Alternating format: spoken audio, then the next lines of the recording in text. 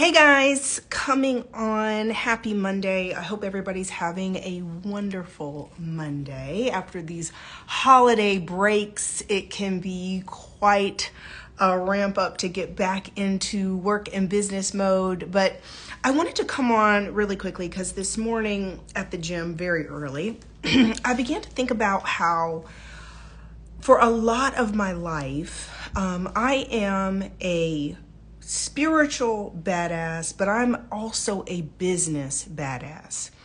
And I hope this is going to be relatable to some of you because I want to be really transparent.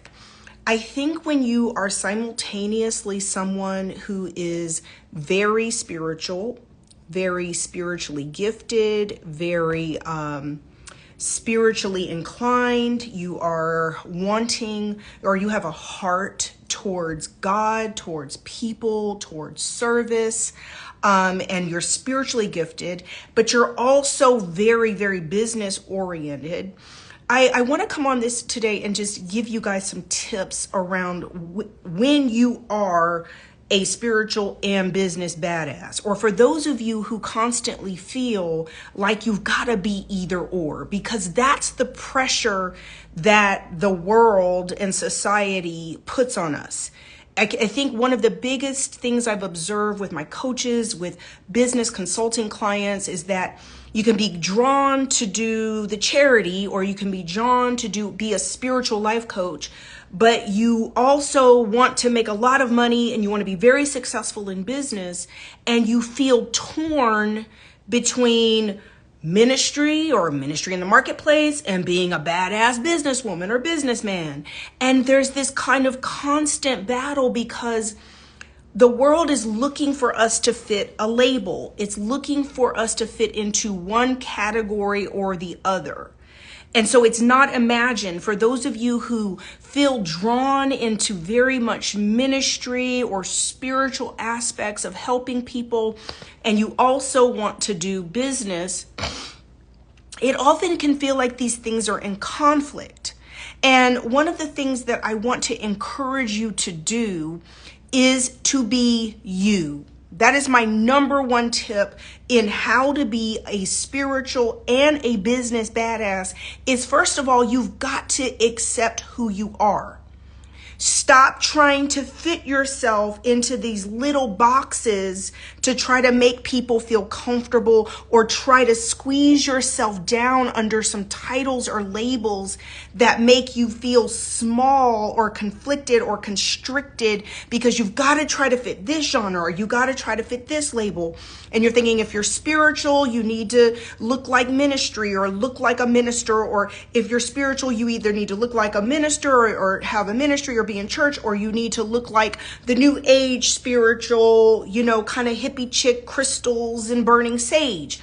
And it feels like if you're not doing that, if you're going to be business, you got to be over here all buttoned up and look like a business person in order to do business and be taken seriously in business. And what I'm saying is that the first step in embracing that you are both a spiritual badass and a business badass is to accept that you're both, own that you're both, and stop trying to pick or choose. You can simultaneously be spiritual and be in business. You can simultaneously navigate your business from a place of love and peace and harmony, in sync with success and Holy Spirit. You don't have to be driven by ego or given over to all of the pitfalls of being a super driven, unbalanced business person. You can also be spiritual, harmonious, balanced, loving, kind, and not be ego driven, while you're simultaneously about your money and about making money and building successful businesses that you are scaling up, that are in service to people, providing an amazing, phenomenal cupcake or amazing, phenomenal service-based business that you can deliver to people in the highest quality and integrity and from a place of excellence, charging what it's worth with zero guilt zero guilt, zero conflict over charging what it's worth. These things don't have to be separate. You don't have to give everything away because you're a spiritual, loving person, and therefore you don't charge what it's worth because you just want to help and you just want to be of service. Okay, that's wonderful. But when you're in business, a business is in business to make money. A business is in business to make profit. And one of the things that I've seen as a pitfall in some of the businesses I've consulted for and in the coaches that I've trained is that there is a subconscious conflict between being for profit, a poverty mindset, guilt, shame over charging for services or products that are very high quality, by the way, but yet feeling guilty because you've confused ministry with business. And just because you're spiritual doesn't mean you have to run your business like a ministry. Business is in business for profit. I'll say it one more time. A business is in business to turn a profit. You're not going to get investors in people to invest money in your idea or your business plan if you just want to give everything away. And simultaneously, you've got to deal with the issues that you're facing subconsciously over guilt over creating a product or service that you're selling. Because whatever you do, it is going to take sales and marketing to sell that product or service. And you can't be in the marketplace hemming and hawing and feeling guilty over selling something because you're really feeling conflicted because you got a personal issue because the spiritual you and the business badass you are in conflict. The spiritual badass and the business badass are often in conflict with one another, and you're trying to confuse ministry mindset and ministry culture with business mindset and business culture. And if you don't create clarity for yourself around your identity in business, I Am Willpower says stop the fear-based pricing. Listen, y'all. I went through a couple years of trying to offer lower priced courses and content. Can I tell you that my experience was not great? I literally have gone running back to high ticket offers, middle to high level ticket pricing for any services or products. Why? Because dealing with low ticket, I'm first of all, let me say this. There's nothing wrong with offering a low to medium price profit or product or service if you're offering it on a very basic level. If you've priced it correctly and it's on a low to medium price tier, guess what? It's priced correctly and your amount of investment in that product or service matches that price. Rebecca Lynn Pope cannot bring what I offer down into a small price point because I don't know how to water something down to the level to sell it for $47. I either show up in all my power or I don't. And so I learned very quickly that for me, low ticket, low price products are not a fit because I don't know how to bring something down to a $27 price point. You're going to be inside a classroom with me for $27 and I'll be giving you the keys to the kingdom. I'll be giving you $15,000 worth of content, advice, and I also am a high-level coach, high-level consultant, right? My background, my resume being from being an executive in corporate America, my leadership type, my mindset type, my business mindset thinks big dollars, big enterprise level business. It's always thinking of the next level, the bigger thing. And so I don't do well price low. And I learned that from going and trying to do it because I wanted to help people. right? Clarissa, my PR agent, messaged me this morning and said, oh, Rebecca, I just heard this podcast and this lady was talking about, she's a literary agent. She went and tried to do lower price stuff because she just wanted to help people and serve. And I did the same thing. Yeah, that's not for me. You talk about burnt out, right? There's a couple things that happen when you don't price your products and services based on who you are and what you're bringing to the table. And if you are undervaluing your products and services, you're going to get burnt out and exhausted because that is not your ideal clientele. That is not your ideal target audience. And you've lowered the value of what you're bringing. Now people come in. There's a lot of looky-loos, curiosity. When something's a low price point, somebody will just get it and say, oh, I'll see what's up.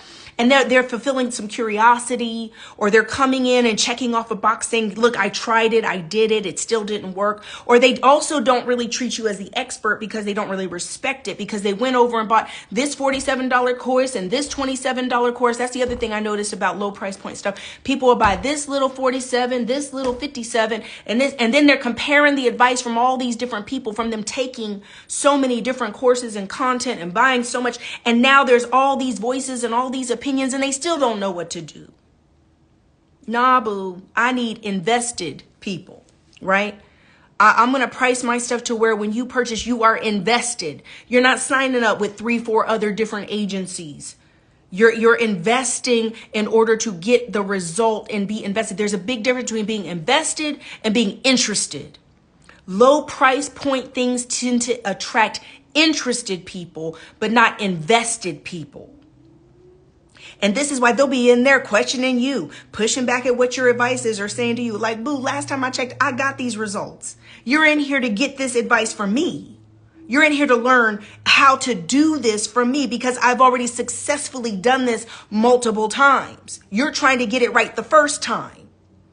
So I know for me, I can't do low price nothing because it's just not a fit for how I deliver.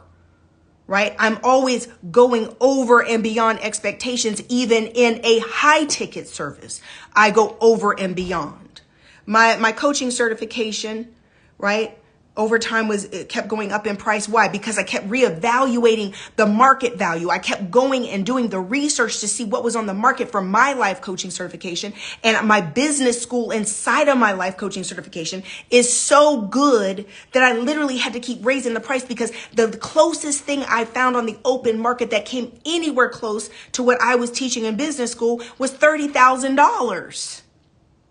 Mine can't be $6,000 or $10,000 when the next thing that doesn't even come close to what I'm teaching is $30,000. Oh no, boo, that price gotta go up. Yesterday's price is not today's price, right? So realizing, guys, that to be simultaneously a spiritual badass and a business badass is going to start with you recognizing and getting honest with yourself about who you are, but also getting honest about what you want. How do you want your business to perform? How much money do you want to make? Who do you want to work with? Who is your target audience? Who is your ideal client? I'm Sabrina. Irene says, plus you deliver so much in just live videos and free content. Check my resume, boo. Sabrina, thank you. 700 and something videos sitting over there on YouTube, right? The track record, free content that I get emails. Rebecca, I've healed my life. Thank you, Rebecca. I've healed my mindset. Thank you, Rebecca. I've elevated my life just from your free content on YouTube. So just imagine when you get behind the scenes with me, how much more you're getting, right? Guys, I already know I'm a beast. One of the things that my team and I are talking about is how I have to be more show and tell, especially with Instagram.